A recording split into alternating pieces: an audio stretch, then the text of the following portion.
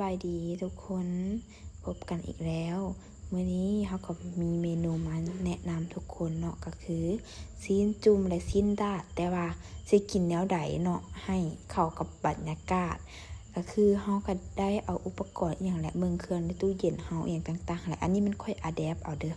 ค่อยดัดแก้เอานะปกติซีนดาดนี่นะเขาจะใช้เป็นเตาถ่านแล้วก็ย่างแล้วก็มีน้ำอยู่บนทางขอบเนาะ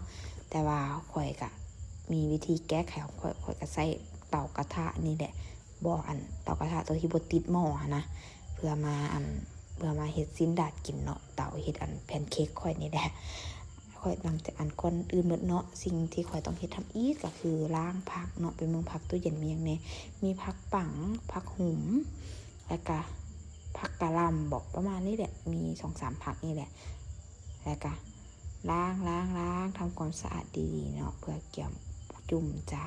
เขาก็เอาผักกะหล่ำมาซอยแล้วก็เอาใส่เสด็จน้ำไว้จ้ะถามว่าผักที่เฮาล้างมื้อน่ะกินหมดบ่กินบ่หมดเด้อทุกคนเด้อ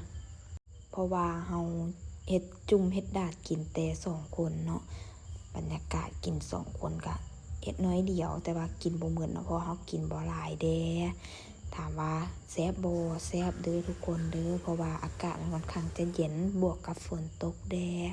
ฉะนั้นเฮาก็เลยว่าหาสิ่งที่อำนวยความสะดวกสิ่งที่เฮาอยากเนาะแล้วก็หอมป้อมหอมหยังแหละอีหยังมีอยู่ในตู้เย็นค่อยเก็บออกมากินหมดนะแล้วก็หลังจากนั้นก็ล้างเห็ดเนาะเห็ดนี่มันค่อยซื้อมาใหม่เด้อเห็ดนี่แซ่บเด้อค่อยคิดว่าเห็ดนี่มันจะแซ่บกว่าเห็ดเข็มนะทุกคนแต่ก็บ่ฮู้ว่าทุกคนสิมักคือกันบ่เนาะเพราะว่าแต่ละคนก็มักบ่คือกันคลิปเฮาก็สิมีประมาณนี้เด้อทุกคนขอให้มื้อนี้เป็นมื้อที่ดีสำหรับทุกคนเด้อบ๊ายบายอ๋อลืมบอกนี่เนาะหม้อดาดของข่อยนะอันนี้ข่อยดัดแก้เองเด้ออันนี้หม้อจุ่ม